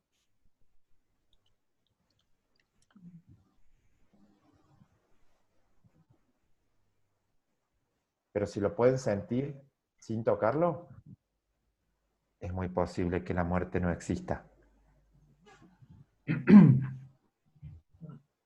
Una belleza. Gracias. A vos, amigo querido. Gracias, gracias. Darly, querida, estoy en tus manos. Sí. El webinar es 1:30. De acuerdo a cómo se vayan moviendo las preguntas, veo que hay mucho movimiento, entonces ahí tú nos dirás cómo vamos con... Si quieren quedarse un ratito más, yo no tengo problema que nos quedemos un ratito más, en caso no lo vamos a cortar de golpe solamente, a menos que, no sé, se corte la luz, pero podemos quedarnos unos minutos más si hay alguna pregunta importante. Perfecto. Sigo con Claudia. Verón. Claudia. Uy, te escucho muy lejos, Claudia. No sé si alcanzo a escuchar lo que vas a decir. A ver, ayúdame. ¿Ahora mejor? No. Ay, perdón. Lo voy a escribirlo en el chat. Por favor, sí, escucho así como muy lejos que estás proponiendo escribirlo. Te lo voy a agradecer, entonces leemos y te voy a, no sé, a decir lo que me surja de lo que escribas. ¿Okay? En lo que ella escriba voy a darle la palabra, no me sé el nombre, pero dice honor, 8X. Oh, Dios mío, no me digan honor. Que es una especie de robot o algo. Lo que pasa es que asumo que no es su nombre, ¿no? O sí será, pero no me está escuchando. Ah, está mirando, sí, ella. Ahora sí. La que tiene la manita levantada. Ella, sí, tú. Sí. No. Honor, sí. Ah, que no. Que no quieres. Bueno, pues seguimos con Patricia Olivera. Patricia. Mi micrófono. Hola, gracias, Hola, gracias Hola, Marcos. Hola, preciosa. Bueno, yo tenía unas preguntas, pero bueno, con todo esto que se movió, con lo que compartimos sobre la muerte, me trajo también una reflexión que los indios hacían con sus hijos, que les enseñan a dormir con la muerte. Digamos, desde pequeño le dicen que ellos estamos durmiendo permanentemente con la muerte. Entonces los enseñan a ver desde otro punto ese vivir, ese sentir, con esa relación con la muerte. Y desde mi experiencia, algo que dijiste, Marcos, si aprendemos a relacionarnos con ese ser amado sin poder tocarnos, es maravilloso. Y es una experiencia que yo sí tengo vívida y tengo cantidad de cosas para compartir desde ese punto. Qué bonito. Y es maravilloso. La verdad que... Déjame decirte, meter una cucharita con un ejemplo en lo que estás diciendo, Patri. Hace poco estaba conversando con dos personas que me habían pedido ayuda por un conflicto bastante serio entre los dos, ¿no? Eran dos amigos muy queridos que además compartían trabajo y tenían un problema con una empresa en donde uno decía que el otro lo había estafado y realmente estaban todas las pruebas sobre la mesa de lo que ocurría, pero la relación se había desgastado tanto y estaba tan rota la confianza entre los dos, y amigos que se conocían desde pequeños, o sea que básicamente se había roto una relación de 30 años, ¿no? Y estaban como, todo por una cuestión de trabajo, de dinero, y bueno, estas cosas que nos pasan en la vida cultural, ¿no? Entonces, ellos habían pedido ayuda por distintos lados, la cosa no funcionaba y estaban como diciendo, bueno, vamos a hablar con este señor, esto acá se termina y después de esto nos terminamos de separar y cada uno siga su vida. Además son padrinos uno de los bebés del otro, con lo cual son familia entre ellos, tienen sus hijos, juegan juntos, van a la escuela, o sea, van a romper dos familias, ¿no? Entonces, yo los invité a algo, le dije, vamos a hacer un ejercicio muy simple. Te pido que se pongan uno frente al otro, se miren, imaginen al lado del otro a su muerte. Y lo miren al otro como un ser vivo con su propia muerte al lado. Entonces los dos empezaron a llorar como niños. Y decían, yo no me puedo imaginar que él se pueda morir, porque yo no sé cómo voy a hacer para vivir si se muere. Entonces yo le digo, pero vos sabés pelear y lo querés matar, pero no sabés cómo hacer para despedirte si se muere. No estoy entendiendo nada. Entonces uno de ellos dijo, es que lo que usted no entiende es que nosotros peleamos para no tener que despedirnos. Y yo dije, genial, esto es el entrecruce de machos que hacemos los hombres en esta cultura para no aceptar el miedo que nos da la soledad. Porque las mujeres no tienen el miedo a la soledad como lo vivimos los hombres, ¿eh? Nosotros somos mucho, pero mucho más vulnerables a la soledad que la mujer. Yo creo que el útero, tengan hijos o no, el útero les ha dado un acceso a lidiar con la soledad que los varones no tenemos. Entonces era genial, parecía que nadie los podía ayudar a que se arreglen entre ellos, y en realidad no se podían arreglar porque si se arreglaban se tenían que separar. Y entonces peleaban para quedarse juntos. Yo dije, oh Dios mío, esto parece casi un matrimonio, porque básicamente entre hermanos y entre matrimonios pasa lo mismo. Cuando no puedo dejar de pedir, no me puedo despedir, porque despedir es dejar de pedir. Y la gratitud ocurre cuando ya no tengo más pedidos. Lo único que tengo es puro reconocimiento sobre lo que tomo de ti. La gratitud existe cuando puedo decir, a donde sea que la vida te lleve, aunque sea lejos mío, en mi corazón vas a seguir existiendo.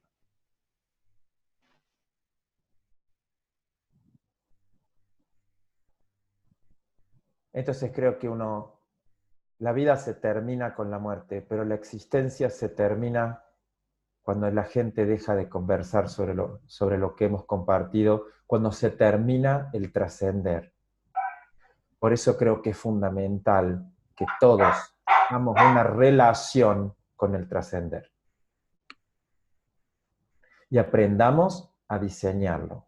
Necesitamos gente especialista en educación, necesitamos coaches, necesitamos terapeutas, necesitamos médicos, necesitamos psicólogos que vayan a educar a la gente bajo la pregunta de qué va a ocurrir y qué va a quedar en este mundo cuando ya no estés. A ver si la preocupación no es solo estar o no estar, sino también qué mundo vas a dejar. Y si tienes hijos, ¿qué hijos le vas a dejar a ese mundo?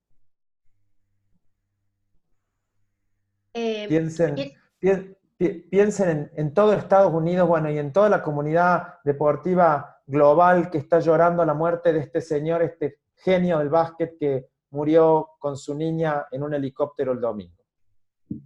En la cumbre y en la cima de su vivir, ¿sí o no? Sí. Con una niña en la cumbre y en la cima de su vivir.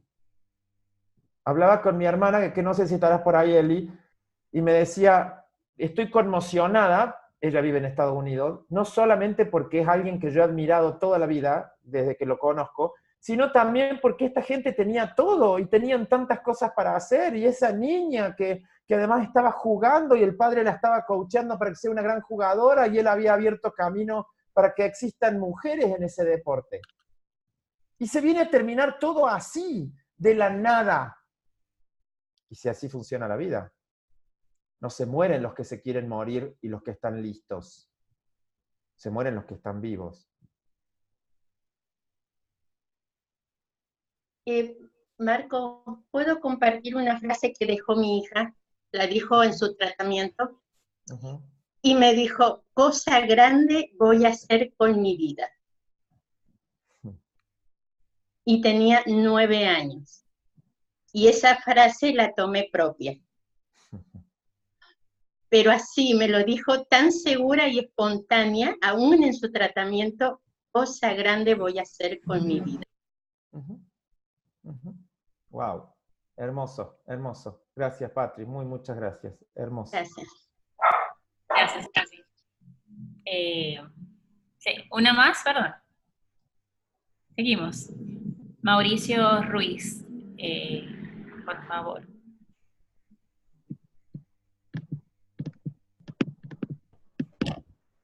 Hola, buenas noches a todos desde Colombia, ¿cómo están? Hola, Mauricio. Aquí te escuchamos. ¿Escucha? ¿Cómo estás? Sí, se escucha. ¿Cómo están? Bien. Bien, Marco, espero no ser egoísta, pero mi pregunta no va tan relacionada al tema de la muerte, sino hacia algo que me llegó dentro de las palabras que compartiste en el seminario. Lo que quieras. Creo que es importante para mí dejar de ver el pasado, presente y futuro como unidades de medida de tiempo y más bien verlos como unidades de medida de acciones. Pues porque lo que iba a ser futuro ya ahora fue pasado, y lo que estaba en presente ya fue pasado, y lo que iba a estar en futuro ahora es presente. Y sin embargo seguimos en la misma acción, conversando. Ahora, dejarlo de ver como unidades de tiempo y convertirlos en unidades de acciones me permitiría estar más vinculado con el compromiso y con la serenidad, porque el tiempo finalmente se acaba aunque sea circulante. Eso es como lo que me llega, dejar de verlo como unidades de tiempo.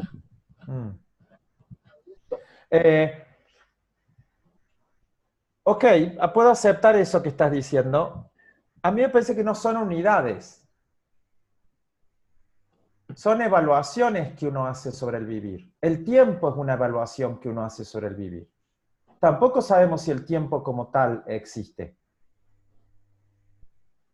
La pertenencia no sabemos si existe. Nosotros la sentimos y la hacemos propia. Tampoco sabemos si es algo que existe. Son evaluaciones como dominios de evaluaciones que son fundamentales para poder entender el vivir dentro de la manera en que nosotros mismos lo ejecutamos, lo vivimos.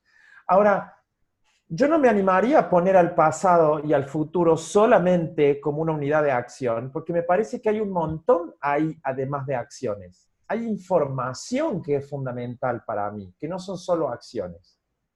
Hay contextos históricos que son acciones de últimas y lo son de otros, y son acciones colectivas, con lo cual ya no solamente sirve mirarlas como acciones, sino hay que mirarlas como grandes movimientos. Por ejemplo, si yo tengo un papá, así fue mi vida, si yo tengo un papá italiano que estuvo en la guerra, en la Segunda Guerra Mundial, eso tuvo un directo impacto en mi vida, solo por ser hijo de una persona que sobrevivió a una guerra. Yo tengo una información sobre esa época que no la tiene el que no pasó por ahí.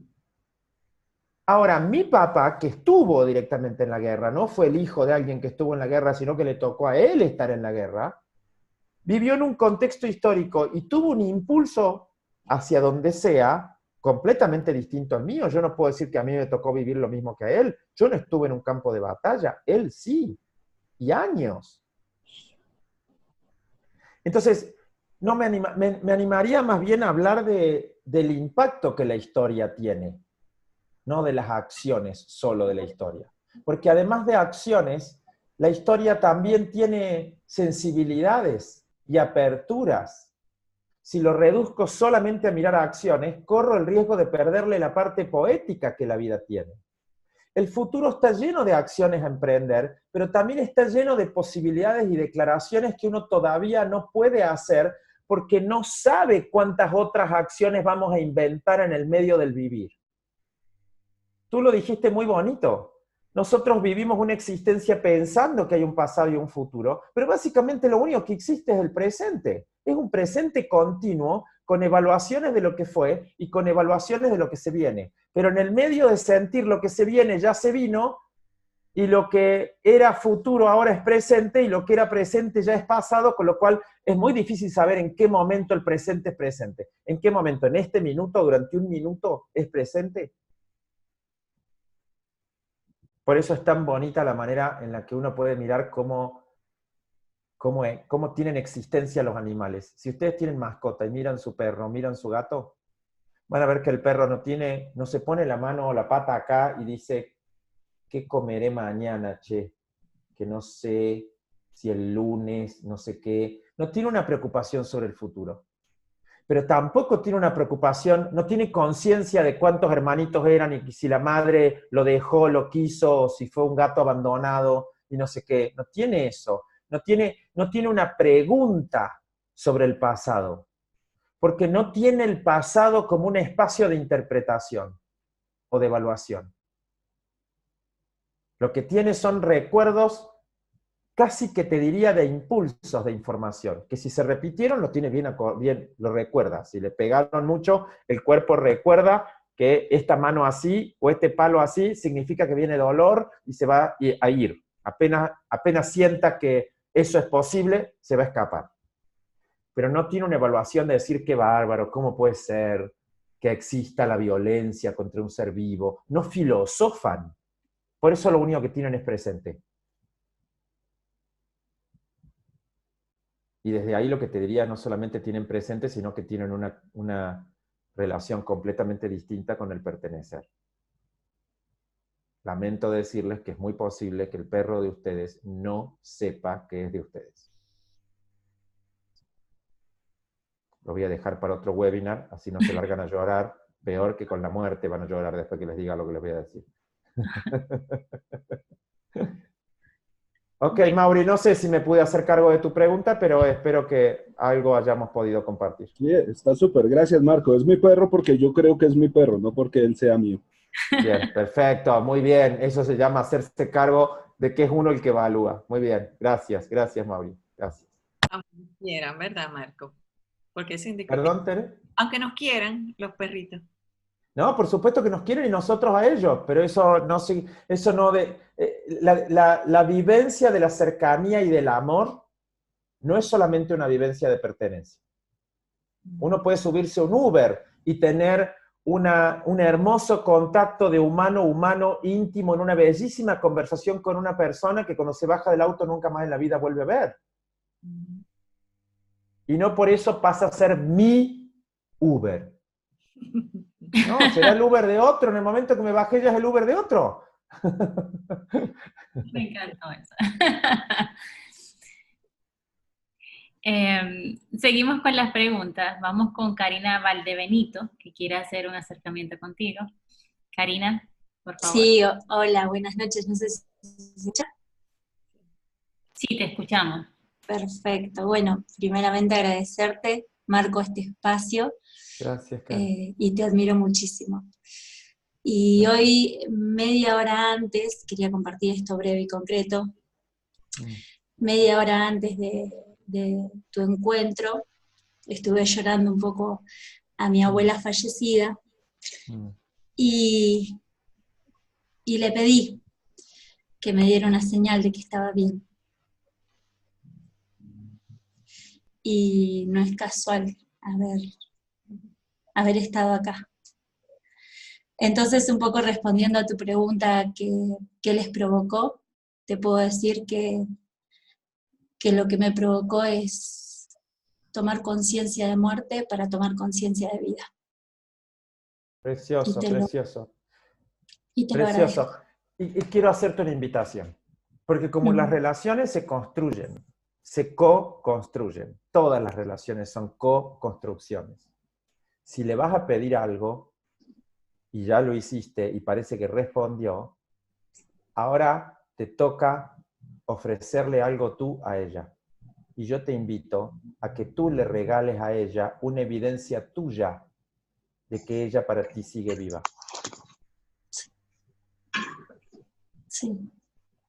Para que no sea solamente, oh, pobres los vivos que los muertos nos han abandonado, por favor que vengan y se hagan cargo de lo que dejaron como vacío y nos den no sé qué, porque al final seguimos pidiendo y seguimos pidiendo y seguimos pidiendo. Y yo voy a decir una cosa, todo eso está bien si en serio con la muerte se termina el proceso de misterio que esta vida es. Pero si no se llega a terminar, es muy posible que no sea un espacio vacío donde uno no hace más nada y no tiene más aventura y no tiene más caminos para hacer. Ahora quiero que se imaginen que tuvieran alguna especie de teléfono místico donde esta gente, cada vez que ustedes le hacen pedido, a ellos les suena en el alma de ellos el pedido de ustedes, y estaban haciendo otra cosa o caminando hacia otra aventura, y dice, momentito, ahora no me puedo ir para allá, ni puedo tener esta conversación acá, porque está mi querida nieta que me está llamando y me está pidiendo que yo entonces le voy a crear este webinar, la voy a mandar al webinar, y no sé qué, y ya estoy contigo, ya voy, permiso. Yo quiero que se imaginen que hay un momento en donde uno se harta de que estén todo el tiempo pidiéndole cosas. Los que son padres creo que ya saben de lo que hablo. Claro. Entonces les quiero pedir algo. Por un rato, cuando la muerte ha sido muy cercana y de alguien muy amado, por unos meses o por unas semanas está bien que hagan algún pedido, está bien. Pero anímense a dejar de pedir, porque la gratitud va a ocurrir cuando ya no tengan más pedidos. Y por favor, si van a pedir, que sea en algo relacionado a la relación de ustedes con esa persona. No le pidan a la abuela que les vaya bien en el examen del lunes. Pónganse a estudiar para el examen del lunes. La abuela no tiene nada que ver con la educación de ustedes. Tengan cuidado con la gente. No sea que en serio esa gente tenga otras cosas que hacer. Y nosotros los estemos perturbando con nuestras maneras de ser desde acá. Entonces me encanta que le hayas pedido y que te haya respondido, porque además es tu abuela y siempre me parece que ha sido como la preferida, pero ahora también toca que uno le dé, no solamente que uno le pida, ¿eh? Porque eso también es una declaración de suficiencia, de que lo que me diste fue suficiente. Total. Pues si no, que tiene que vivir 130 años. Y tampoco va a ser suficiente porque vamos a querer más. ¿Saben qué? Si una relación funciona, uno va a querer más. Entonces quiero que se imaginen que uno nunca va a estar listo para despedirse. ¿Por qué? Porque del gusto de helado que les gusta, siempre se comen un helado hoy y están proyectando cuándo vuelven a pedir de nuevo ese gusto de helado. Y cuándo se vuelven a tomar un helado de nuevo. Nadie renuncia a que el helado sea extinguido de la relación con la humanidad. ¿Está claro? Lo cual significa que uno nunca va a estar listo para dejar ir a la gente que en serio la relación le funciona. Entonces uno tiene que poder decir en algún momento, lo que me diste fue suficiente. No tengo más pedidos. Vas a vivir siempre en mi corazón. Y siempre vas a ser mi abuela como yo siempre voy a ser tu nieta. Eso no lo puede cambiar la muerte. Porque la muerte no hace desaparecer.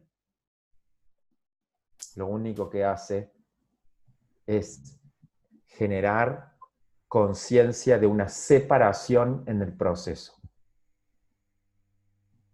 Para vos el proceso continúa como venía, adentro de esta existencia con lo que sabemos sobre ella, y para ella, qué sé yo. Entonces hay una separación. Y además tienen que saber que el que no acepta la muerte no acepta la separación, y el que no acepta la separación de la muerte no va a aceptar ninguna separación nunca, ¿eh? Con lo cual van a tener todas las otras separaciones, van a ser una crisis. Que si cambio de trabajo, que si me tengo que ir del país, que si cambio de país, que si cambio de pareja, que si cambio de cuerpo porque quedé embarazada y entonces ahora no sé qué, que si cambio de edad y ahora tengo una arruga que antes no tenía. Todos los cambios les van a provocar una separación y todas las separaciones le van a traer una forma de angustia. ¿Saben qué? Es mucho más fácil aprender a morir.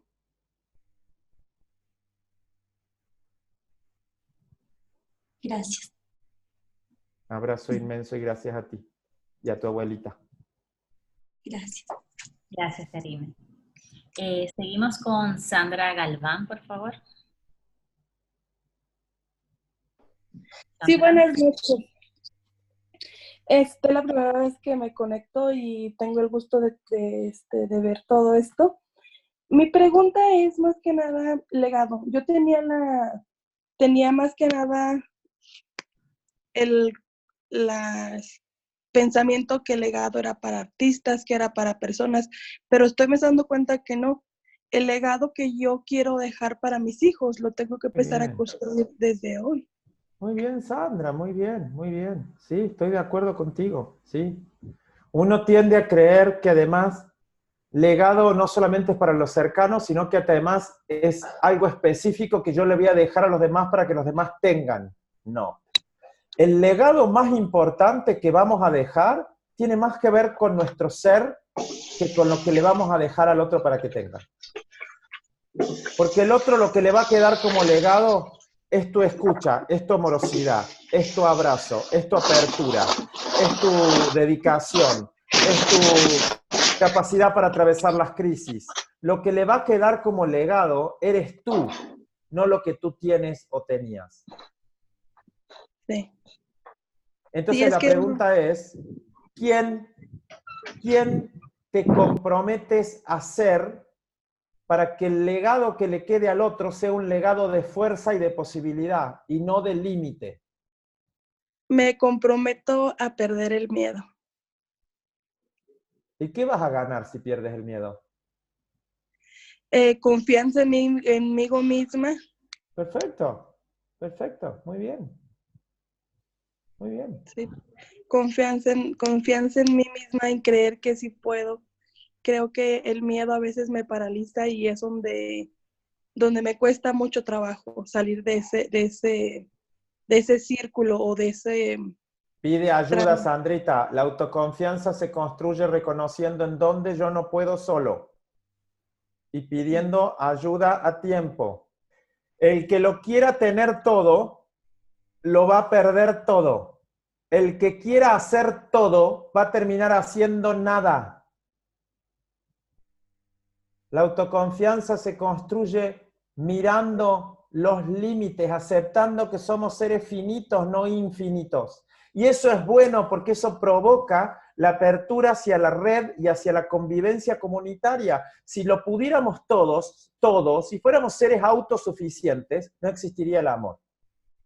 El amor existe porque no somos autosuficientes. La confianza existe porque no somos autosuficientes. La posibilidad de contribuir uno con otro existe porque no somos autosuficientes. La autosuficiencia mata el amor. Y encima nos mete en una de las peores cegueras, que es la pretensión de que yo lo voy a poder todo. Y para lo único que sirve eso es para quedarse solo. Sí. Mirá lo que hizo Fernando hoy aceptando la invitación de Facundo y a dónde nos llevó la conversación. Y el regalo que nos hizo él a nosotros. Y que nos hizo esa bebé que ni nos conoce y nos regaló cosas, mirá. El amor ocurre cuando uno renuncia a la pretensión de la autosatisfacción. Gracias. A ti. Ya nos hemos pasado casi 20 minutos y a mí me gustaría no romper demasiado el acuerdo de horario para que la gente que se tenga que retirar no quede con la idea de que se retiran por lo menos sin un cierre, ¿no? Estamos hablando de aprender a morir para aprender a cerrar y luego queremos tener un webinar eterno. Es medio raro esto. Entonces, a mí me gustaría algo simple. Me gustaría que ustedes puedan empezar a mirar en una palabra o en dos con qué se quedan, con qué sensación se quedan, o con qué apertura se quedan, o con qué posibilidad se quedan. Y eso podríamos usarlo como cierre. Lo pueden poner en el chat, o pueden prender la cámara, el micrófono y decir alguna palabra o dos con qué se van. Serenidad, dice Andrea. Plenitud, Okay. Paz, gratitud,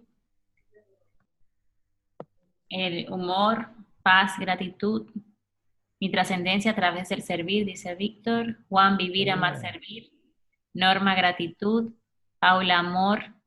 Jessica, trascendencia, serenidad, cultivar la serenidad, aprendizaje. Van rapidísimo. Calma, gratitud, autoconfianza, descubrimiento, confianza en la vida, aprender a vivir, trascendencia, motivación, legado que quiero dejar. Valentía, espiritualidad, autoconfianza, control, aceptación. Amor a vos, le dicen, te han dado de todo, no lo he leído, pero que te aman, que te adoran, que te quieren. Creo que es accionar, mutuo, prudencia, es mutuo. coraje, libertad, aceptación, serenidad, Qué bonito. ganas Qué de bonito. seguir. Entonces voy a cerrar de esta manera. La vida puede ser muy corta, puede ser muy larga, no lo sé. No lo vamos a ver, porque la vamos a evaluar si fue corta o larga cuando sepamos cuándo se terminó. Y como nadie sabe cuándo se termina, entonces básicamente no vamos a saber. Lo que sí sabemos es que se vive un día a la vez. Así que ocúpense de vivir un día y que ese día haya tenido sentido, hayan dejado algo de valor en otros y se puedan ir a dormir diciendo gracias. Y lo único que pido es que si la vida así lo decide, un día más para volver a hacer algo o crear otro valor o darle algo a alguien o tomar algo de alguien también mañana. Y entonces se vive un día a la vez. Algún día se va a terminar. Ese día, los que decían, yo sabía que un día se iba a terminar, van a haber tenido razón. Así que gracias de corazón a cada uno de ustedes. Gracias Tere, gracias a ICF, gracias a Darly por haberme acompañado, gracias a amigos, a todos, gracias de corazón, gracias. Y les deseo que este año nuevo que ya empezó y esta nueva década no empezó solamente un año, empezó una década nueva, así que uno puede empezar a hacer declaraciones más grandes. Les doy un abrazo a cada uno, gracias por la confianza, chau chau, y nos vemos Gracias, pronto. Marco, por tu disponibilidad, gracias por todos los aprendizajes y honradas de tenerte aquí con nosotros. Les puse el correo de ICFR de capítulos para lo que quieran ver la grabación que se le envíe por correo. Gracias. Alguien había preguntado del libro de Flores, no lo había dicho. Conversaciones para la acción se llama el libro. Sí, alguien lo colocó. Flores. Ok, perfecto, gracias. Para la acción. Gracias todo el mundo a todos. Gracias y felices de haber compartido contigo, Marco. Feliz noche. Gracias, amigos. Un abrazo a cada uno. Gracias.